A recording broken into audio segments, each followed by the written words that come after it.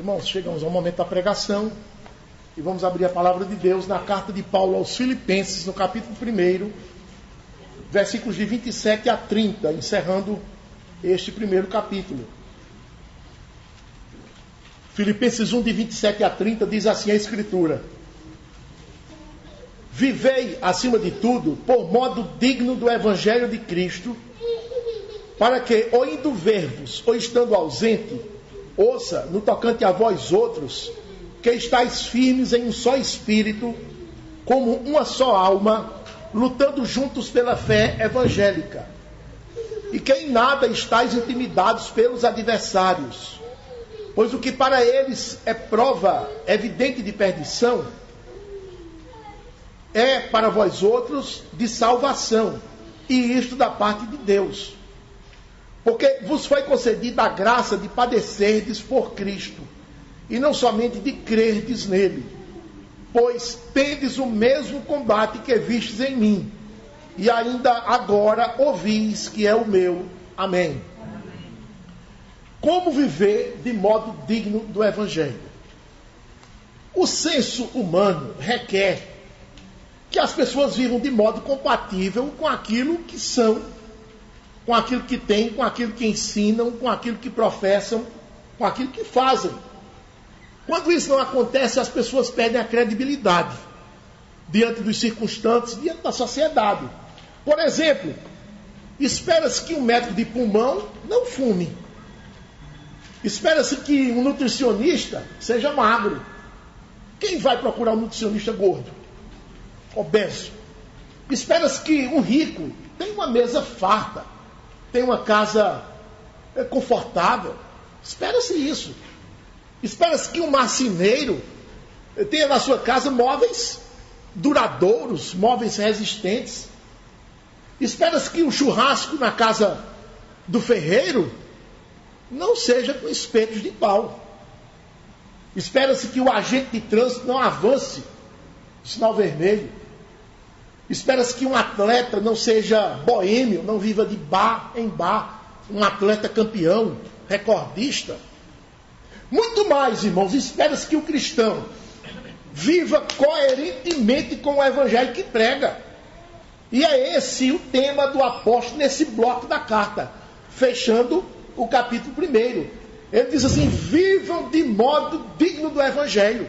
Vivam de modo digno do Evangelho.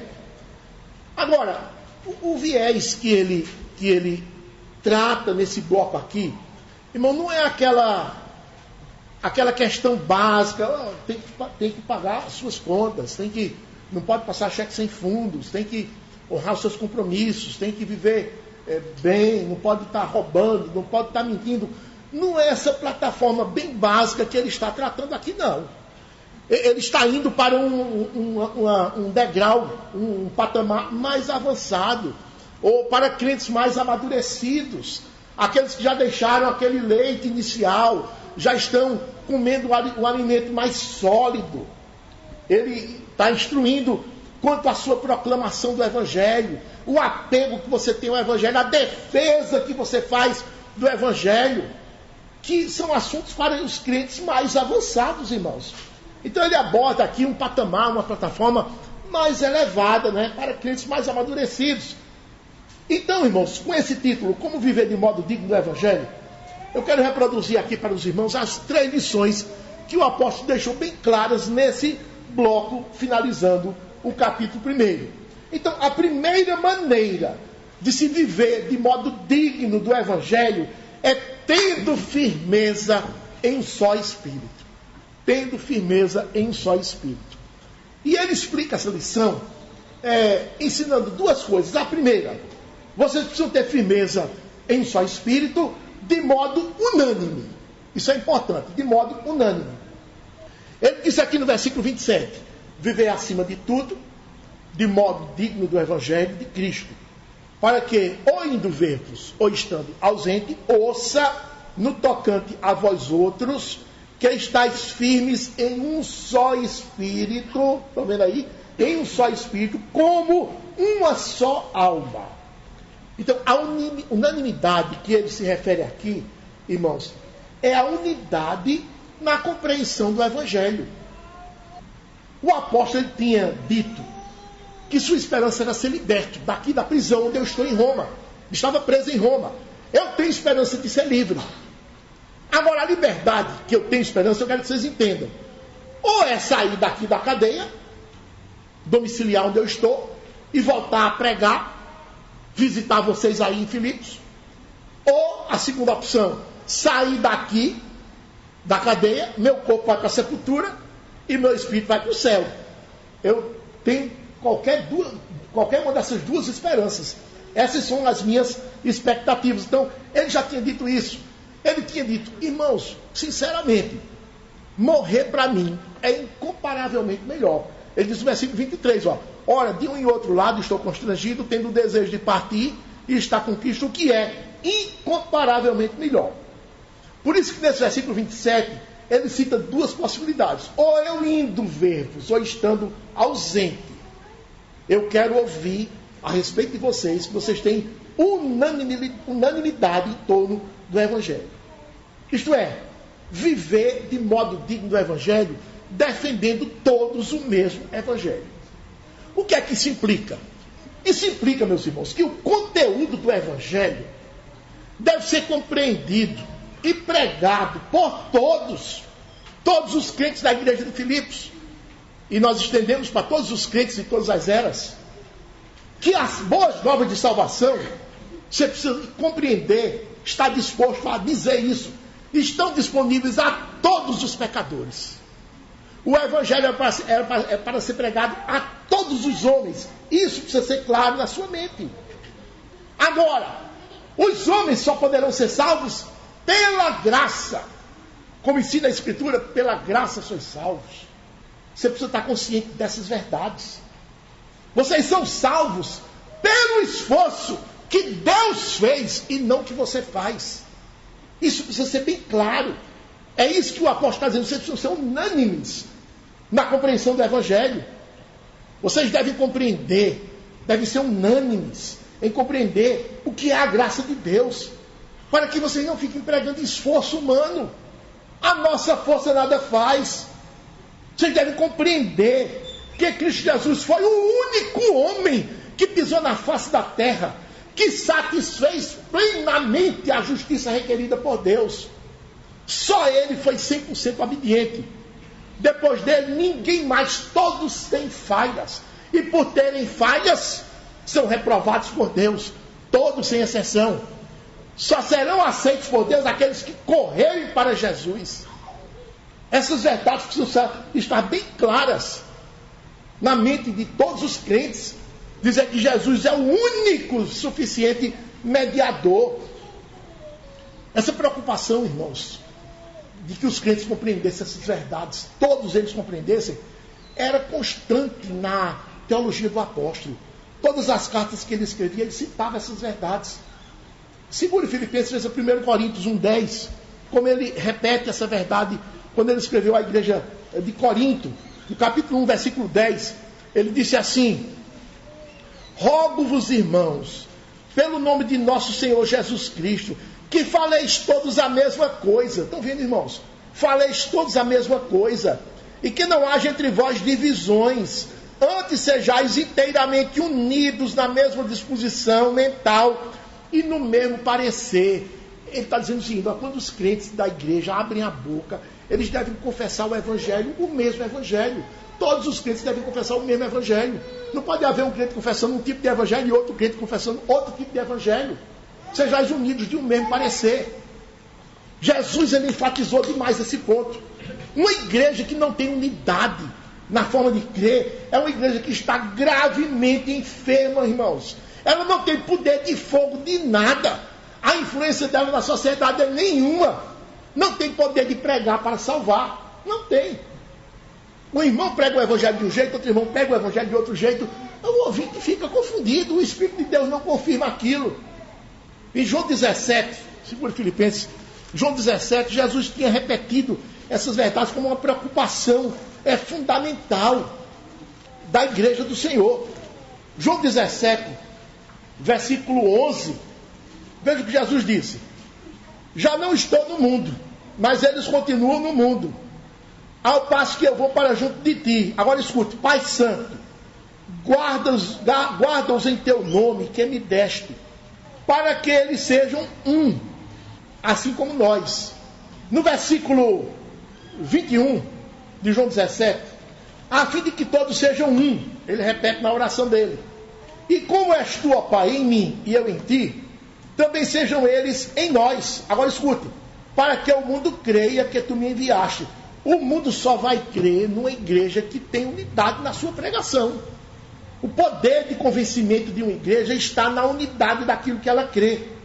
Em Atos capítulo 2, o livro seguinte, algumas páginas na frente, Atos capítulo 2, no versículo 46, escuta aí o que está escrito. Diariamente perseveravam, de que forma? Unânimes, estão vendo a palavra? Diariamente perseveravam unânimes. Essa unidade é em torno de quê? Veja o versículo 42. E perseveravam na doutrina dos apóstolos. A perseverança deles era na doutrina dos apóstolos. Eles tinham o mesmo parecer, irmãos. Aí veja no 47 o resultado disso. Louvando a Deus e contando com a simpatia de todo o povo. Enquanto isso, acrescentava-lhes o Senhor dia a dia os que iam sendo salvos. Quer dizer, o poder de fogo de uma igreja está na unidade que ela demonstrar. E é isso que Paulo está clamando aos filipenses. Irmãos, unidade. Vocês precisam ter unidade. Eu exorto vocês à unidade. Tenham todos o mesmo parecer, a mesma pregação, a mesma forma de crer. Eu chamo a sua atenção para algumas situações. Imaginem os irmãos uma igreja em que um grupo prega a graça, isso é só pela graça, e o outro prega o livre-arbítrio. Ó, depende de você. Você tem livre-arbítrio, você escolhe ou não. Imagine, que igreja é essa? Um grupo afirma que a salvação pertence ao Senhor, do começo ao fim. E outro prega que o pecador deve fazer a sua parte na sua salvação. Como pode ficar uma igreja dessa? Imagine uma igreja em que um grupo prega a suficiência da Escritura. Olha, a Escritura é suficiente, tem tudo o que precisa para que o pecador conheça a respeito da sua salvação. E outro grupo prega a contemporaneidade dos dons. Tem que falar em línguas, profetizar, curar enfermos, fazer sinais e prodígios. Dizer que esses dons são para os nossos dias. Que eram dons que os apóstolos utilizavam enquanto o Novo Testamento não estava escrito. Uma vez que se completou o Novo Testamento, esses dons cessaram. Imaginem os irmãos uma igreja em que um grupo ensina o louvor é corporativo. Todos os irmãos abrem suas bocas e louvam a Deus, cantando ao Senhor, porque o louvor é vertical, é de baixo para cima. Então todos os irmãos cantam ao mesmo tempo. Aí vem outro grupo e diz: não, o louvor dentro da igreja pode ter coral, dueto, quarteto, solo, onde as pessoas vêm aqui para frente, se viram lá para o povo e cantam para o povo, irmãos, como se fosse um show aí de Roberto Carlos da vida, um show de Paralamas de Sucesso, cantando para a plateia. Como é que pode isso? Onde é que tem isso no Novo Testamento? Imagina uma igreja em que uma parte dela prega a santidade de vida, o horror pelo pecado, perseguir uma vida santa, não se conformar com o pecado de jeito maneira, enquanto outro grupo dentro da igreja prega: nós somos pecadores mesmo, a gente peca, a gente tropeça aqui, cai lá, de novo levanta e começa a cantar. Quer dizer, uma gangorra sem fim. Uma gangorra sem fim. Uma igreja dessa vive de modo digno do Evangelho? Não vive. Porque ela não tem um só espírito. Não tem uma só alma. Ela tem muitos espíritos, inclusive um espírito maligno. O seu poder de fogo é nenhum. Ela pode ter um grande ajuntamento de pessoas que vem como se fosse para um show ali para o pátio, mas sem santidade de vida, sem amor pela Escritura, sem oração, sem nada, sem parecer com Jesus, sem nada. Então, irmãos, vocês precisam ter firmeza em só espírito. Vocês precisam ter unanimidade naquilo que vocês creem, naquilo que vocês pregam. Esse foi o primeiro aspecto. O segundo aspecto da primeira lição, ele diz: vocês precisam ter firmeza em só espírito, batalhando pelo Evangelho. Veja no final do versículo 27 de Filipenses 1. Tem essa frase: lutando juntos pela fé evangélica. Está vendo essa frase aí? Final do versículo 27. Lutando juntos pela fé evangélica. Qual é a palavra que lhe chama a atenção nesse versículo? A mim me chamou a atenção a palavra juntos. Juntos. A luta em favor do Evangelho não pode ser de uma pessoa, nem de poucos, mas tem que ser de todos, lutando juntos pela fé evangélica. E ele diz ainda que a luta aqui não é contra, viu? Mas é em favor do Evangelho. Jesus chamou para, assim, 12 discípulos, 12 apóstolos. E ele vai dar a primeira missão a eles. Ele chama os 12, os reúne, e vocês vão fazer isso, dá a agenda, e os manda. Mas ele mandou os 12. Os 12 foram. Os 12 juntos precisam lutar pela fé evangélica. Mateus 10, a partir do versículo 5. De 1 a 4 ele chama os 12. Deixaram suas atividades e foram estar com Jesus. Quando estavam com Jesus, diz o versículo 5: a estes 12 enviou Jesus, dando-lhes as seguintes instruções. Então dá as instruções. Mas o que eu quero chamar a sua atenção é que Jesus enviou os 12. Ele não diz, vocês 10 vão e eu vou ficar aqui com esses 2. Ou vão 6, eu vou ficar aqui com 6. Não. Envia os 12, lutando juntos pela fé evangélica. O princípio disso, sabe, irmãos, o princípio disso que está por trás desse grupo todo que deve ir, é o princípio de corpo, que o apóstolo falou com muita clareza em Romanos 12, versículo 5. O apóstolo disse assim: assim também nós, conquanto muitos, somos um só corpo em Cristo e membros uns dos outros. Nós somos muitos, cada um tem sua atividade. Imagina uma igreja com 100 membros, 200, 300, somos muitos, mas também somos um só corpo. Conquanto muitos, somos um só corpo. Somos membros uns dos outros. Então esse é o princípio que está por trás dessa luta conjunta. É o princípio de corpo. Por isso que quando a gente vai para Atos 2, versículo 46, diz assim: diariamente perseveravam unânimes no templo, partiam pão de casa em casa e tomavam as suas refeições com alegria e singeleza de coração. Observe, está todo mundo aqui envolvido. Diariamente perseveravam, o verbo está no plural. Todos eles. Era uma reunião de todos, era uma atividade de todos. No capítulo 5 de Atos, no versículo 42, diz assim: e todos os dias no templo e de casa em casa não cessavam, ao plural, de ensinar e de pregar Jesus o Cristo. Então, a defesa da fé evangélica deve ser uma atividade de todos. Se a sua igreja, só uma parte desempenha essa tarefa, a sua igreja está enferma. Se nessa igreja somente um grupo evangeliza, a igreja está enferma. Quando nós nos reunimos aqui no dia do Senhor, como hoje de manhã, como agora à noite, quando nos reunimos em meio à semana, nos núcleos, irmãos, aquilo ali é Deus trabalhando para nivelar todo mundo no mesmo conhecimento. Ele está nivelando, dando a instrução, para que todos tenham o mesmo parecer, para que todos ensinem a mesma coisa, naquilo que você crê, naquilo que é apresentado pela Escritura. Ele está nivelando os crentes, dando-lhes o mesmo entendimento, a mesma disposição, o mesmo temor, a mesma visão, para que todos preguem da forma correta. Essas reuniões dominicais que nós temos aqui não são para o nosso entretenimento, nem para encontros sociais.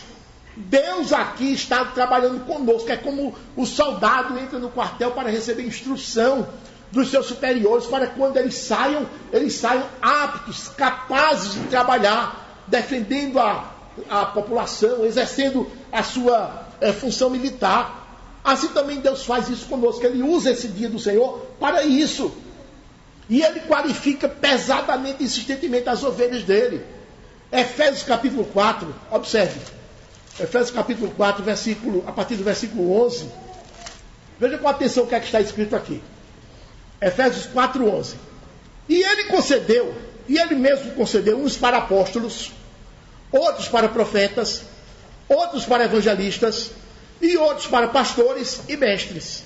Se você observar todas essas qualificações aqui, todas elas dizem respeito às Escrituras. Está observando? O apóstolo foi aquele que trouxe a revelação inspirada da parte de Deus. Ele foi usado por Jesus para transmitir escritos inspirados, por isso que a palavra dele era autoritativa. Eles escreveram o Novo Testamento, então ele concedeu uns para apóstolos, depois outros para profetas, que são os pregadores da Escritura. Outros para evangelistas, eles expõem detalhadamente a Escritura para as pessoas. Outros para pastores, aqueles que vão apacentar o rebanho com as Escrituras. E mestres, aqueles que se debruçam diante do rebanho para lhes ensinar a palavra de Deus. Ele fez isso aqui, irmãos. Para quê? Versículo 12. Com vistas ao aperfeiçoamento dos santos, para o desempenho do seu serviço, para a edificação do corpo de Cristo, até que todos cheguemos à unidade da fé e do pleno conhecimento do Filho de Deus, a perfeita varonilidade. Então, irmãos, o povo é qualificado por Deus. Ele dá dons aos homens para ensinar a palavra ao povo, para que o povo seja qualificado. Interessante, irmãos, é que a luta de todos os cristãos e de cada cristão é uma só. Quando a gente lê os evangelhos, a gente vê as lutas que Jesus teve com fariseus, saduceus, herodianos, escribas. Cada pega, irmãos, pois aquela luta de Jesus lá com eles é a mesma nossa no nosso dia a dia aqui. A luta dos apóstolos com seus inimigos é a nossa mesma luta. Se você olhar em Filipenses 1:30, o apóstolo disse assim aos filipenses: pois tendes o mesmo combate que vistes em mim, e ainda agora ouvis que é o meu. Quer dizer, o combate que eu tenho com os inimigos do Evangelho é o combate que vocês têm também, é o mesmo combate. O de Jesus não era maior, nem o de Paulo era maior, nem o nosso é maior, é tudo o mesmo combate, irmãos. É o combate da luz com as trevas, é um combate só. Pergunta a você, o seu conceito de evangelho é o mesmo ensinado pela sua igreja? Ou você é daqueles que tem umas coisas aí que eu discordo? Você pode discordar? Pode. Agora presente. O ônus da prova cabe a você. Por que é que a igreja está errada? Diga, mostre. Se não mostrar, você está errado. Você tem que entender o evangelho da mesma forma que a sua igreja entende. A visão que você tem de mundo perdido, da necessidade que os pecadores têm do evangelho, a visão que você tem acerca da soberania de Jesus, da perfeição da sua obra substitutiva na cruz, é a mesma que a sua igreja ensina? Você tem essa mesma visão? Você enxerga a necessidade de ser um com a igreja? Você entende que é na unidade que está o poder de convencimento da sua igreja? Você entende que é na unidade? Outra coisa, você luta sozinho pela fé, ou você se junta à sua igreja para lutar junto com todos os irmãos? Não estou falando de se juntar aos irmãos e sair todos em grupo, não é isso que eu estou falando, não. Olha, fulano está no trabalho, ele está visitando os clientes, mas ele prega a palavra, ele testemunha. Também aqui na minha clientela eu vou testemunhar. Eu vou falar do evangelho. Olha, eu sei que fulano na faculdade, na escola, fala do evangelho. A turma de classe tem o maior respeito por ele, porque ele é crente, ele dá testemunho dentro da sala de aula. Eu também no meu colégio vou fazer a mesma coisa. Na minha faculdade eu vou fazer a mesma coisa. Ó, fulano lá na vizinhança é tido como uma pessoa, não é, nota 1000, por conta do testemunho que ele dá do evangelho. Tem os inimigos que não gostam dele, mas o respeitam. Na minha vizinhança também vai ser do mesmo jeito. Então, quando você está raciocinando nesses termos, você está lutando junto pela fé evangélica. Você não está junto lá do seu irmão, na rua dele, na faculdade dele, na casa dele, não. Mas está no mesmo espírito, na mesma luta, na mesma batalha, irmãos. É esse o seu caso? Os inúmeros apelos que temos feito aqui, neste púlpito, nos núcleos, incentivando cada um a sair e pregar o evangelho, tem surtido efeito em você? Você tem reagido, mesmo que timidamente? Eu comecei, devagar eu comecei. Se for isso, outro é o seu caso, ou você está na estaca zero ainda, da inércia, na apatia, na preguiça, na ignorância, do não saber o que dizer. ao incrédulo, não sei sequer como começar uma conversa para apresentar Jesus. Você está vivendo de modo digno do Evangelho mesmo? Está? Essa foi a primeira lição. Tendo firmeza em um só Espírito. Mas tem uma segunda lição. Como viver de modo digno do Evangelho? Em segundo lugar, tendo coragem diante dos adversários. E Paulo aborda essa lição também, ensinando duas coisas. A primeira, você não pode ter temor dos adversários. Não tenha medo dos adversários. Irmãos, todos nós temos uma taxa de covardia, né? Todos nós temos essa taxa de covardia. O problema é quando ela é muito alta. Aí é problema na nossa vida. Porque ela vai me impedir de falar. Eita, eu sei o que é para dizer. O momento de dizer é esse, mas eu não disse. Tive medo, fui covarde. Se você é essa pessoa, a sua taxa de covardia está lá em cima. Pela defesa do Evangelho. Primeira frase, versículo 28. Paulo disse assim: e que em nada estáis intimidados pelos adversários. O adversário que ele fala aqui, não é o adversário seu não, é o adversário do Evangelho. Viu? É o adversário do Evangelho. Eu já ouvi alguns dizerem assim: ah, pastor, adversário do Evangelho é adversário meu também. Adversário do Evangelho é adversário meu também. Com esses, não quero conversa. Como é que vai ficar? Pensar dessa forma, irmãos, é cortar toda e qualquer possibilidade de pregar esses adversários. Você não vai pregar nunca eles. Você não quer contato com eles. Você considera que os adversários do Evangelho são seus adversários também. Então, dependendo de você, todos os seus adversários vão para o inferno. Não tem jeito. Você não vai se aproximar dele nunca. Irmãos, olha, nesse ponto nós precisamos fazer uma diferença. Os adversários do Evangelho, em primeiro lugar, são todos os incrédulos. Todos eles são adversários do Evangelho. Todos os incrédulos. E também todos aqueles que você fala do Evangelho e no primeiro momento eles rejeitam. Não tem aqueles que a gente fala e no primeiro momento eles rejeitam? Não é verdade?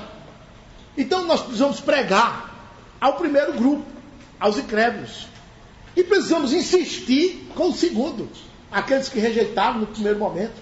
Precisamos voltar, argumentar com palavras adequadas, com modos corretos, para tentar convencê-los.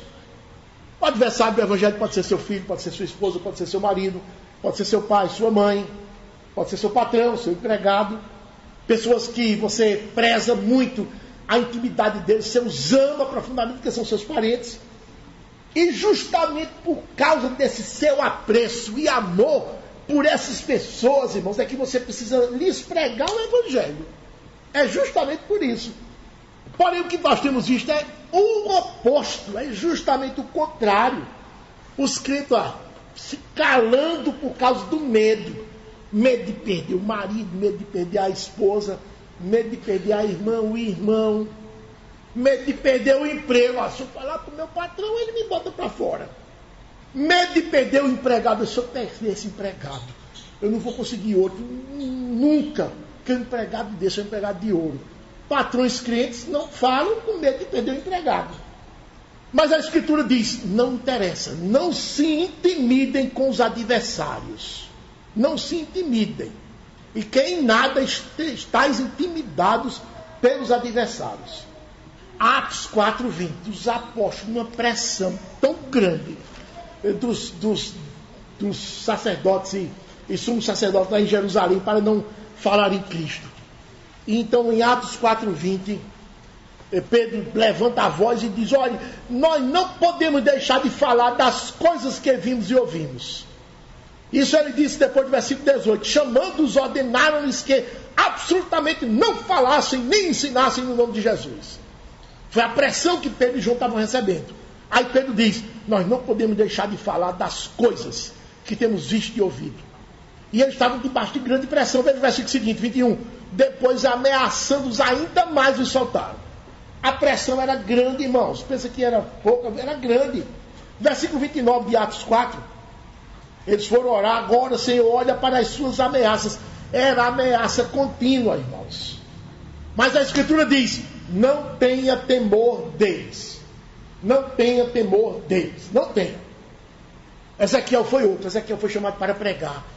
ao povo de Israel. Irmãos, o povo estava numa corrupção tão grande, uma ganância por dinheiro, só queria saber de riqueza, aquela busca desenfreada, não queriam saber da palavra de Deus. Quando o profeta Ezequiel chegava para pregar a palavra de Deus, eles faziam uma cara dura assim, aquele semblante de reprovação, e Ezequiel até ficava intimidado, com aquela cara dura, irmãos, de reprovação. Quem não tem medo de um carão aqui? Carão é coisa ruim, o patrão botar um carão para você assim, aquela cara de reprovação. Todo mundo fica amedrontado. E os israelitas, os líderes, faziam isso quando o profeta Ezequiel ia pregar. Aí Deus chamou Ezequiel: vem cá, Ezequiel, vou lhe preparar aqui para você enfrentar essa turma. Ezequiel 3 é uma coisa interessante. Isaías, Jeremias, Ezequiel. Ezequiel capítulo 3, a partir do versículo 4. Disse-me ainda, isso é Deus falando a Ezequiel: filho do homem, vai, entra na casa de Israel e diz-lhe as minhas palavras. Porque tu não és enviado a um povo de estranho falar, nem de língua difícil, mas a casa de Israel. Quer dizer, um povo que tu fala a mesma língua, é a língua pátria. Nem há muitos povos de estranho falar e de língua difícil. Versículo 6, né? Cujas palavras não possas entender. Se eu aos tais te enviasse, certamente te dariam ouvidos. Mas a casa de Israel não te dará ouvidos, porque não me quer dar ouvidos a mim. Pois toda a casa de Israel é de fronte obstinada e dura de coração. Essa fronte obstinada, sabe, irmãos, é uma expressão que significa cara dura. Cara dura assim, um semblante grave. Aí no versículo seguinte, Deus disse, versículo 8: eis que fiz duro o teu rosto contra o rosto deles, e dura a tua fronte contra a fronte deles. Vou pegar, vou ensinar você a fazer uma cara dura também, na hora da pregação. Para você não ter medo dessa turma. Fazer o seu rosto duro. Não tenhais medo. Em nada estáis intimidados pelos adversários. Paulo estava pregando em Corinto, quando ele foi fundar a igreja. Mas, irmãos, ele estava recebendo uma oposição tão ferrenha, que ele estava a ponto de desistir. Não é brincadeira, não. Em Atos capítulo 18, você pode acompanhar. Atos capítulo 18. Ele está em plena cidade de Corinto. Até o título do capítulo é Paulo em Corinto. Aí nos versículos 9 a 11. Veja o versículo 6. Opondo-se eles e blasfemando. Eles se opunham ao que Paulo dizia e blasfemavam de Paulo, do que Paulo ensinava. Então, Paulo certamente entrou em depressão. Eu vou correr daqui, não dá. Versículo 9. Teve Paulo durante a noite uma visão em que o Senhor lhe disse: não temas, também, não temas. Está aí. Pelo contrário, fala e não te cales. Porquanto eu estou contigo, ninguém ousará fazer-te mal, pois tem muito povo nesta cidade. E ali permaneceu 1 ano e meio, ensinando a palavra de Deus. Ele já queria correr. O Senhor disse: fique, não tenha medo, fique. Em nada estáis intimidados.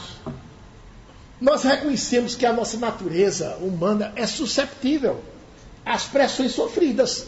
Quem aqui não fica perturbado com sua pressão? No trabalho, em casa, na escola, na faculdade, todo mundo sofre pressão. E nossa natureza fica, sabe, irmãos, chumbada, fica, né, tocada. Então é preciso estar em comunhão com Deus, como Paulo estava.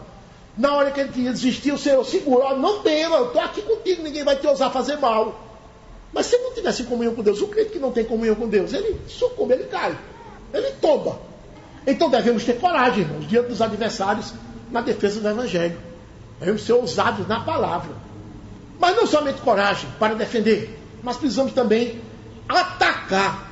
E isso faz confundindo os adversários. Voltando para Filipenses 1, na segunda parte do versículo 28, Paulo fala em confundir os adversários. Ele diz assim: pois o que é para eles prova evidente de perdição, é para vós outros de salvação. E isto da parte de Deus.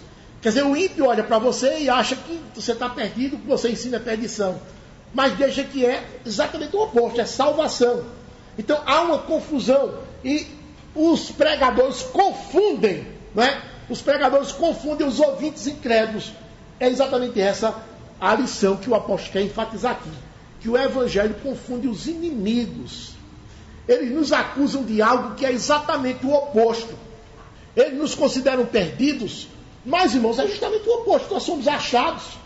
Eles nos fazem terríveis acusações, mas sempre são achados mentirosos. E Pedro, irmãos, especialista nessa área, ele sabia o que estava escrevendo quando ele disse na sua primeira carta, no capítulo 2, as seguintes palavras.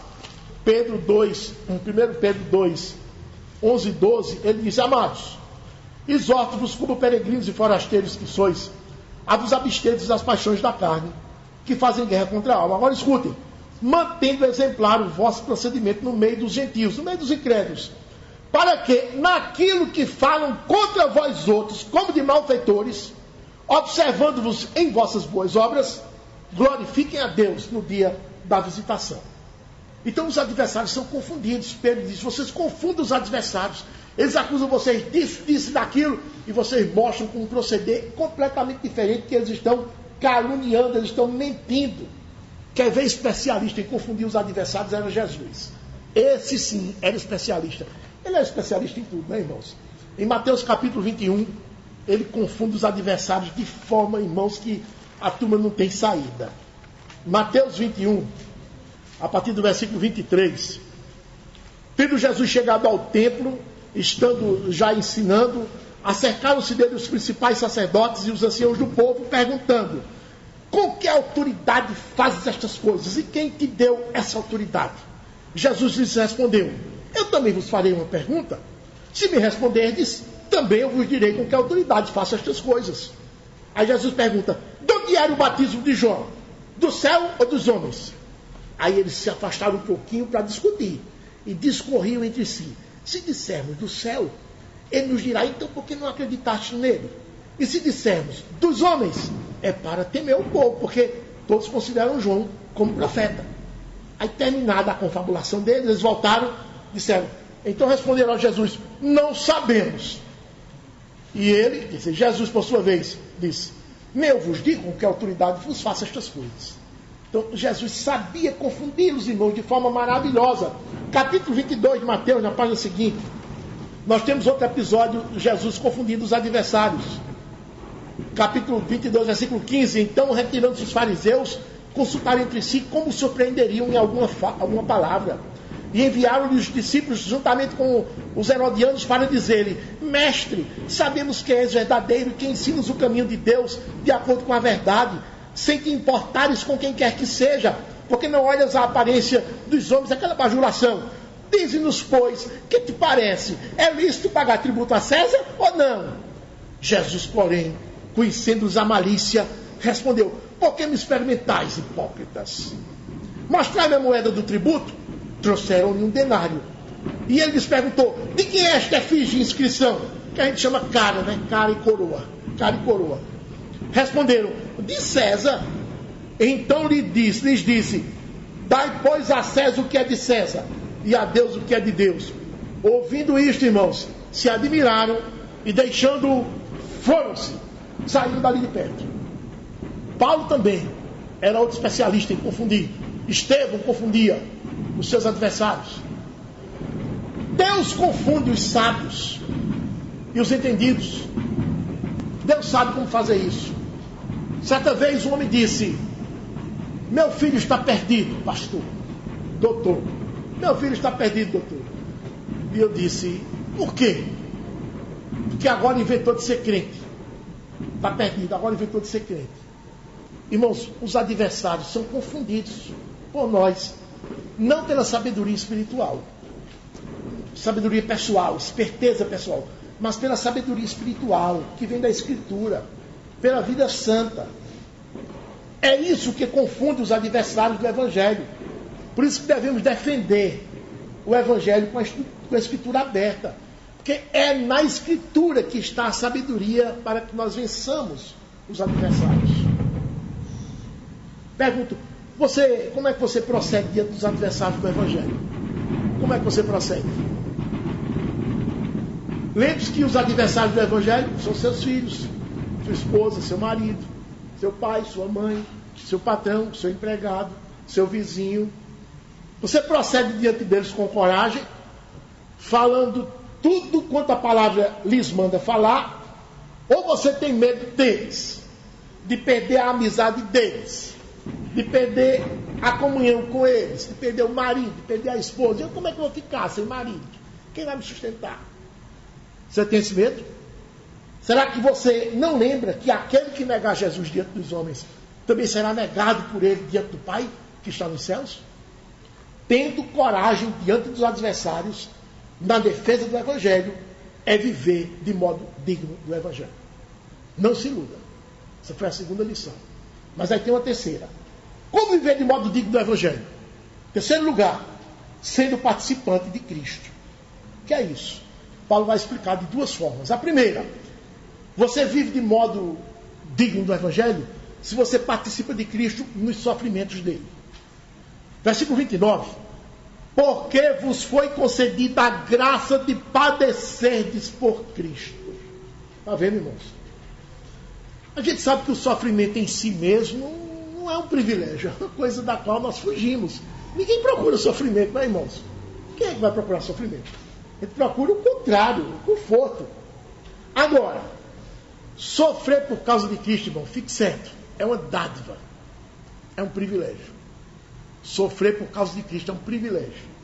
Ele chama aqui de graça, porque vos foi concedida a graça de padeceres por Cristo. Já pensaram, irmãos? A graça de padeceres por Cristo. O sofrimento por causa de Cristo é quando você é corajoso, você prega a palavra, você é ousado na defesa do Evangelho. Na hora de falar, você fala. Na hora de calar, cala. Mas na hora de falar, você fala. Você não se intimida, não. Ó, eu sei que ele não vai gostar do que eu vou dizer, mas eu não posso me calar. Eu sei que fulano não vai gostar, mas eu vou falar. Eu vou falar de forma mansa, para que ele não fique com raiva de mim. Se ficar com raiva é da palavra. Mas vou falar. Se quiser ficar com raiva de mim, também não posso fazer nada. O que eu tenho que falar é a verdade. Aí você fala. Quando você fala, vem a oposição. Vem a resistência. Vem o insulto. Vem a calúnia. Vem o chega para lá. Vem até a intriga. É ou não é? Vem a intriga. Se tiver vindo isso, você está sofrendo por Cristo. E a Escritura diz, isso é uma graça. Mas parece que é uma graça que poucos querem, né? É uma graça que poucos querem. Sofrer por Cristo.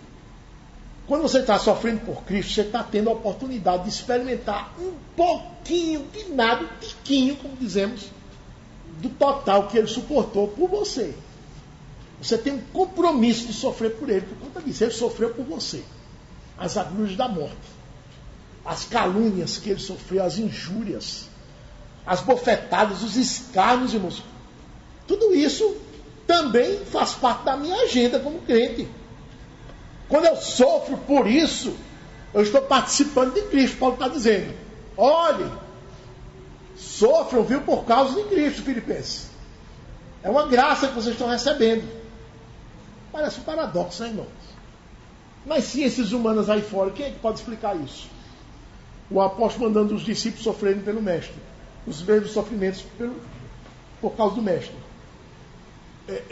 Falamos recentemente aqui, no dia que Jesus instituiu a ceia, ele pegou um pão, partiu assim com a mão, partiu os pedaços, e a cada um dos apóstolos ele deu. Coma. E eles comeram. Depois ele tornou o vinho no cálice, beba. Esse pão representa o meu corpo partido, e esse vinho representa o meu sangue derramado. Vocês estão comendo e bebendo dele. E significa que vocês participarão do meu sofrimento. Ele chamou, convocou todos os crentes, obrigou a essa participação. E a gente faz isso aqui quando a gente toma a ceia.